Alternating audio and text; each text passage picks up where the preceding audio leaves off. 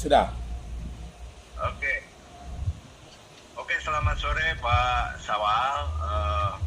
Terima kasih atas waktunya dan juga mohon maaf bila wawancara ini dilakukan seperti ini ya. Artinya jauh dari dari nyaman lah gitu. Artinya apa agak ribet lah untuk pakai Zoom, udah pakai apa-apa gitu. Ya. Tapi saya kira yang penting pesan atau pesan inti masalahnya bisa kita sampaikan kepada masyarakat. Ya, siap. Jadi itu Bapak kan sebagai imamnya, Pak ya, imam surau di sana ya, di Batam ini ya. Ya. Oke. Nah, Bapak bisa ceritakan itu penggusurannya itu terjadi kapan dan seperti apa itu, Pak? Oke, terima kasih Pak. Assalamualaikum warahmatullahi wabarakatuh. Waalaikumsalam. Ya.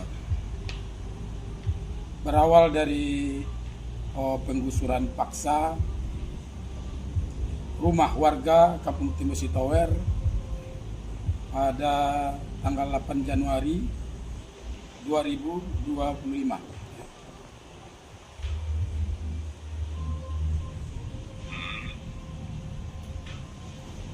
Ya, terus tanggal berapa Pak? Maaf, baru sore itu.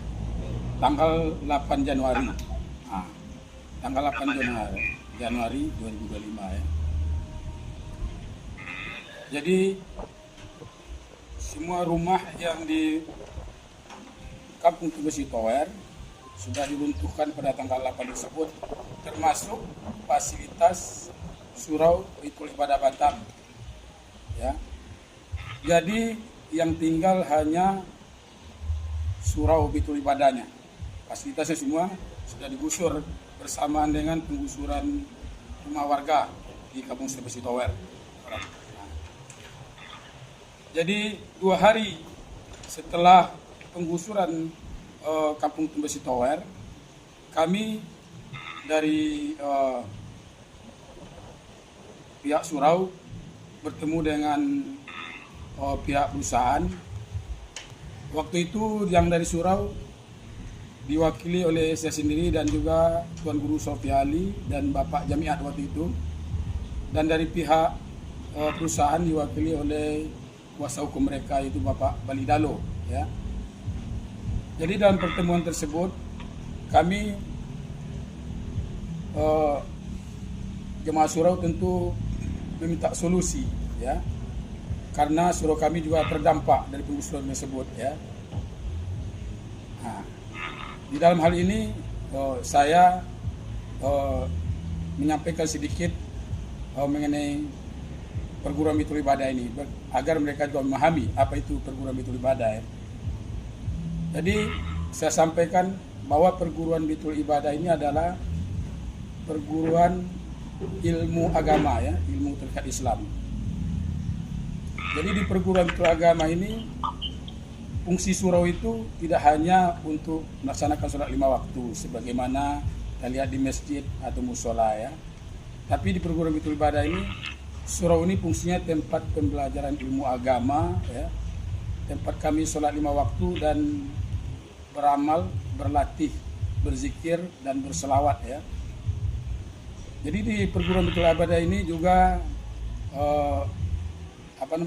didukung oleh fasilitas lainnya seperti dapur umum, ya.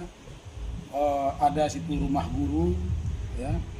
Ada juga ruangan imam dan juga ada ruangan untuk para murid-murid yang bermukim di surau, dan ada juga yang saudara-saudara mungkin yang dari jauh, ya, datang ke Batam untuk beramal. Mereka mungkin ada menginap sehari 2 hari gitu kan, disediakan tempatnya, ya. Jadi di perguruan Baitul Ibadah ini lahan surau ini dan juga bangunan surau dan fasilitasnya itu murni dari amalan dari sedekah, wakaf dan infak daripada jamaah murid-murid surau Baitul Ibadah ya. Jadi karena hal ini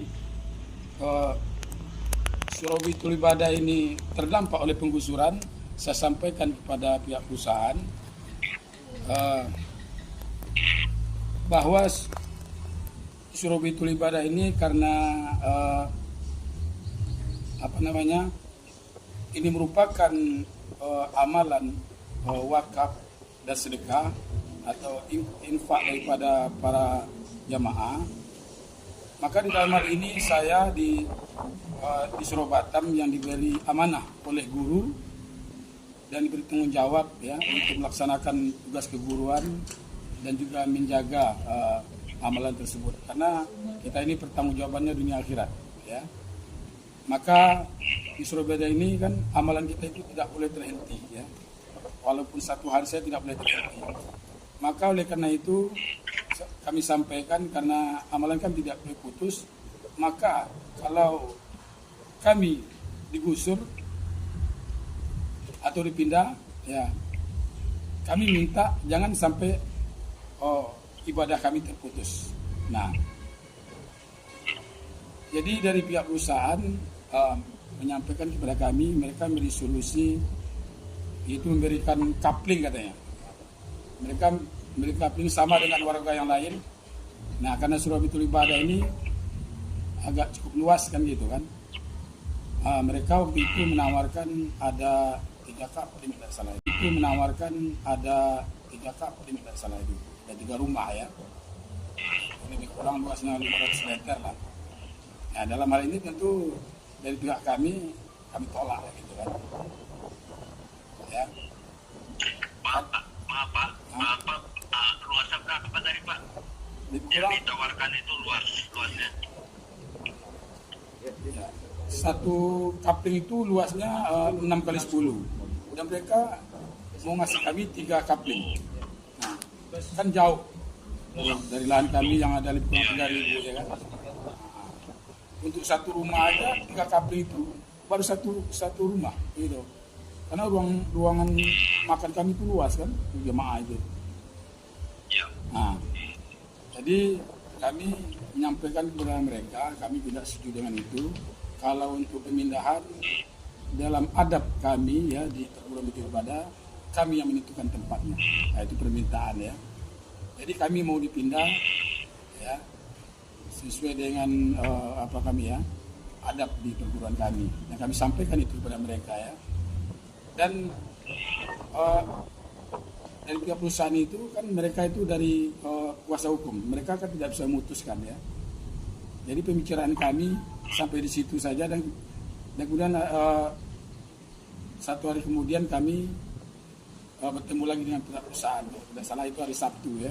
Kalau pertemuan pertama itu tanggal 10 Januari, 2 hari setelah penggusuran.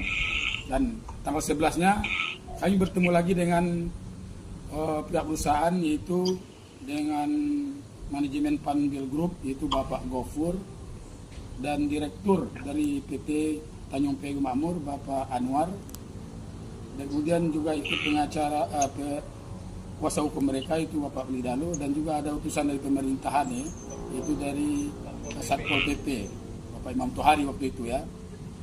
Nah, dan karena di waktu itu karena kami bertemu dengan direkturnya langsung, kami kembali menyampaikan ya permohonan kami untuk ganti surau ini. Ya. Kami menyampaikan kepada mereka untuk ganti surau itu di perguruan kami tidak meminta berupa uang gitu. Jadi kita menyampaikan ya awalnya kami tidak meminta berupa uang, kami hanya meminta kepada mereka surau diganti surau. Ya. Dalam artian surau diganti surau ini kan sama fasilitasnya tadi ya, dengan bangunannya. Nah, ada rumah guru, ada MCK-nya ya, tempat wudhu ya, ada dapur umumnya ya. Nah, semualah gitu.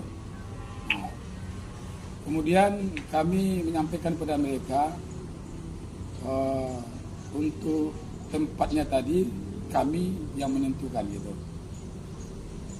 Nah, karena dari pihak mereka juga waktu itu juga menyampaikan kepada kami bahwa mereka punya lahan yang disiapkan mereka itu yang disebutkan waktu pertemuan pertama itu di daerah Tanjung Piayu namanya, yang akan memberikan kepada kami tiga kampung tersebut ya.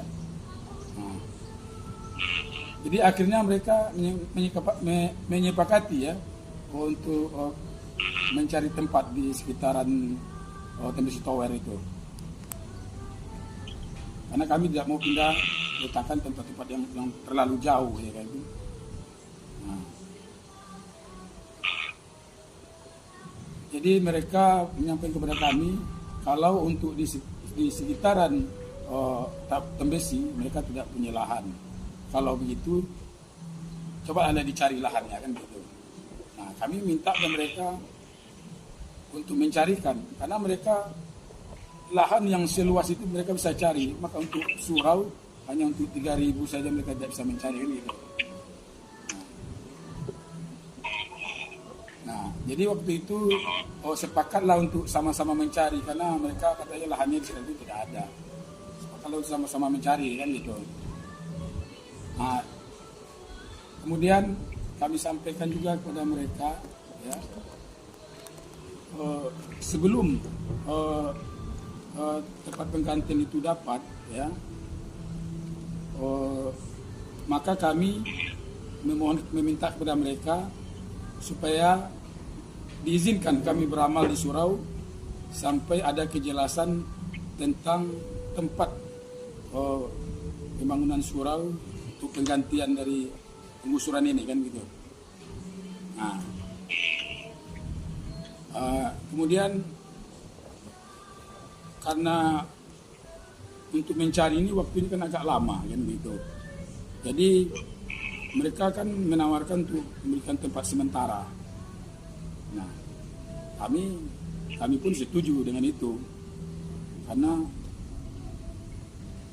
Karena mungkin untuk menunggu surau yang baru itu mungkin agak lama gitu kan, karena kita baru mencari tempatnya. Nah, dengan catatan kan juga ada kan bangunnya. Ya. Dengan catatan ya kami mau pindah ke tempat sementara. Dengan catatan kami mendapatkan kepastian terlebih dahulu untuk tempat surau kami permanen untuk pengganti itu. Ada kejelasannya terlebih dahulu.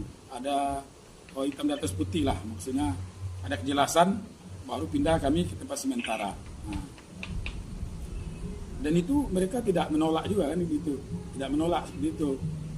Nah, cuman di dalam pertemuan itu kami juga bikin secara tertulis agar mereka bisa membacanya kan apa permintaan kami. Nah, di dalam permintaan kami tersebut yang secara tertulis itu hanya satu aja yang dibahas waktu itu masalah tempatnya tadi, karena belum ada kepastian di mananya kan begitu. Nah, jadi waktu itu saya menyampaikan kepada mereka bahwa ada lahan jadi waktu itu saya menyampaikan kepada mereka bahwa ada lahan di sekitaran perusahaan tersebut ya, untuk dijadikan tempat pemindahan kami. Dan hal itu dijawab oleh putusan yang di pemerintah tadi. Nah, lahan yang kami tunjuk tersebut memang diperuntukkan untuk masyarakat ya, tapi perusahaan tidak bisa mengambil itu, hanya bisa kita yang mengajukan permohonan kepada pemerintah daerah. Ya, harus dari kita mengajukan. Nah, jadi mereka menyampaikan bisa tempat itu asalkan kita yang mengajukan permohonan. Tapi masalah lama atau lamanya itu yang kita tidak tahu, bisa lambat bisa cepat gitu, karena kita mengajukan permohonan terlebih dahulu. Nah, sementara proyek mereka ini mau cepat ya kan gitu. Nah, maka dalam hal ini kami juga mencarikan alternatif yang lain yang gitu. Nah, kami bersepakatlah untuk sama-sama mencari tempat untuk permanen untuk surau kita itu, pengganti surau itu, ya. Jadi pertemuan kami sampai di situ ya, dan kami sama-sama untuk mencari tempat di mana lokasi surau itu untuk permanen ya. Ya. Kemudian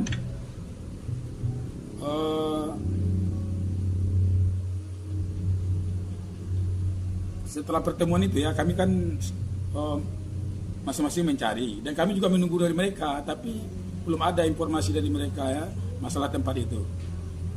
Dan mereka mendesak kami juga untuk mencari, ya. Dan kami kan tidak mau juga nanti mencari tempat kalau tidak hati-hati, kan mungkin nanti bermasalah lagi kan itu. Akhirnya kami mencari tempat, mendapatkan lahan tersebut ya, lahan yang jelas legalitasnya, sudah ada PL-nya dan sudah ada WTO-nya ya. Itu luasan lahan tersebut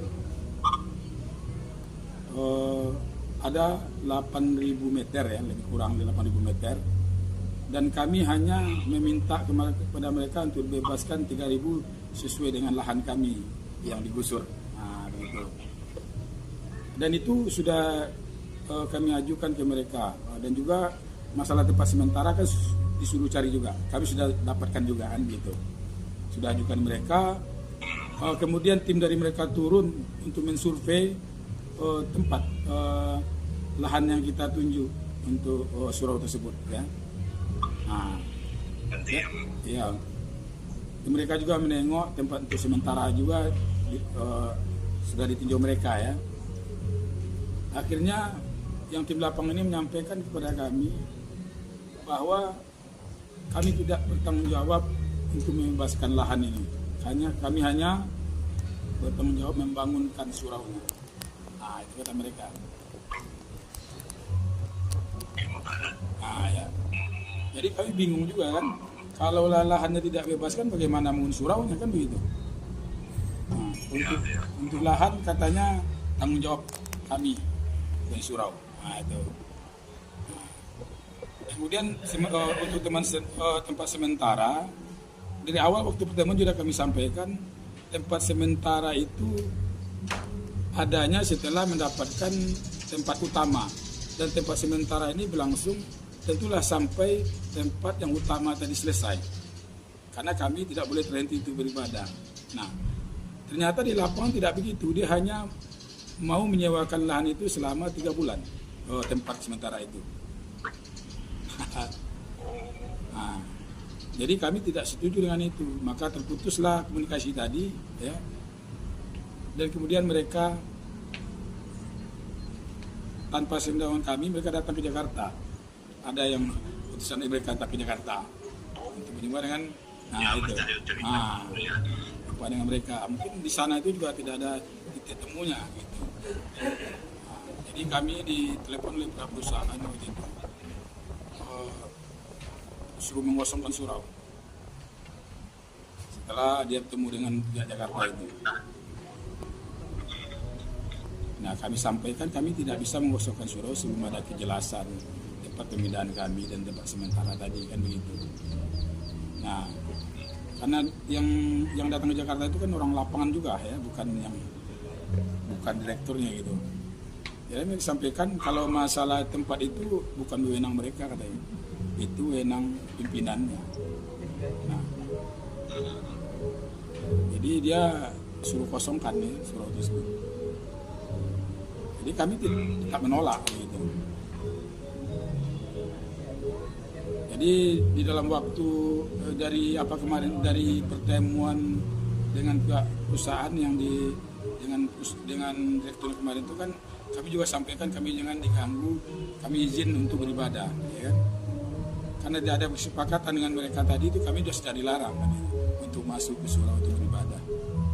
Sampailah utusan dari Jakarta, ayah guru datang. Di pagar itu, Pak? Ya, di pagar mereka. Jadi kami tidak boleh masuk. Kemudian yang jaga surau, ya, aset surau kan ada 2 orang di situ. Untuk mereka itu di dalam itu kan perlu ada mengantarkan makannya atau keperluan mereka kan. Nah, awalnya kami diberi kesempatan untuk masuk, dan sebelum penggusuran itu kan mereka sudah melarang kami juga tidak boleh masuk. Nah, biar orang di dalam itu mungkin tidak betah mungkin kan, nggak tahu gitu. Nah, akhirnya pada tanggal 4 tidak salah itu disuruhlah mengosongkan, dan mereka tempat lahan yang kita tunjuk untuk surau tersebut ya. Nah, ya, mereka juga menengok tempat untuk sementara juga sudah ditinjau mereka ya. Akhirnya yang tim lapang ini menyampaikan kepada kami bahwa kami tidak bertanggung jawab untuk membebaskan lahan ini. Kami hanya bertanggung jawab membangunkan suraunya. Nah, itu kata mereka. Nah, ya. Jadi kami bingung juga kan. Kalau lahannya tidak bebaskan, bagaimana bangun suraunya kan begitu. Nah, untuk lahan katanya tanggung jawab kami dari surau. Nah, itu. Nah, kemudian untuk tempat sementara, dari awal waktu pertemuan sudah kami sampaikan, tempat sementara itu adanya setelah mendapatkan tempat utama, dan tempat sementara ini berlangsung tentulah sampai tempat yang utama tadi selesai, karena kami tidak boleh terhenti untuk beribadah. Nah, ternyata di lapangan tidak begitu, dia hanya mau menyewakan lahan itu selama 3 bulan, tempat sementara itu. Nah, jadi kami tidak setuju dengan itu, maka terputuslah komunikasi tadi ya. Dan kemudian mereka tanpa sepengetahuan kami, mereka datang ke Jakarta. Ada yang putusan mereka datang ke Jakarta. Tiba-tiba dengan apa dengan mereka, mungkin di sana itu juga tidak ada titik temunya gitu. Nah, jadi kami ditelepon oleh perusahaan waktu itu, suruh mengosongkan surau setelah dia bertemu dengan pihak Jakarta itu. Nah, kami sampaikan kami tidak bisa mengosongkan surau sebelum ada kejelasan tempat pemindahan kami dan tempat sementara tadi kan begitu. Nah, karena yang datang ke Jakarta itu kan orang lapangan juga ya, bukan direkturnya gitu. Jadi mereka sampaikan kalau masalah tempat itu bukan wewenang mereka katanya, itu wewenang pimpinannya. Nah, jadi dia suruh kosongkan nih surau tersebut. Jadi kami tidak menolak gitu. Jadi di dalam waktu dari pertemuan dengan pihak perusahaan yang dengan direktur kemarin itu kan kami juga sampaikan kami jangan diganggu, kami izin untuk beribadah, ya kan?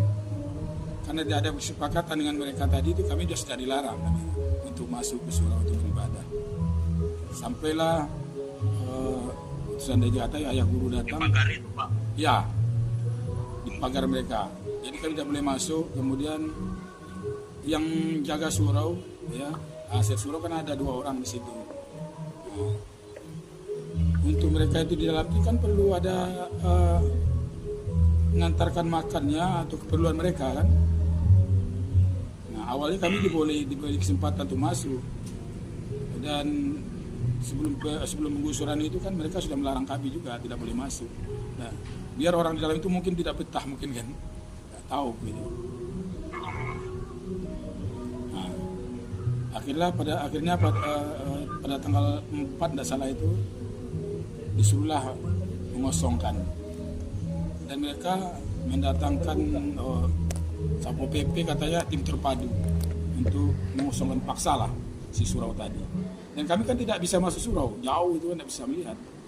Dikosongkan, yang tahu yang jaga dalam, yang ada 2 orang disuruh keluar dan dikosongkanlah surau sini.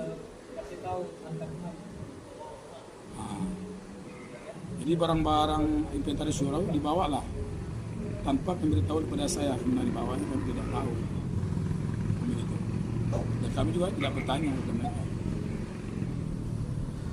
Nah, itu pada tanggal 4 itu ya. Pada besok harinya tanggal 5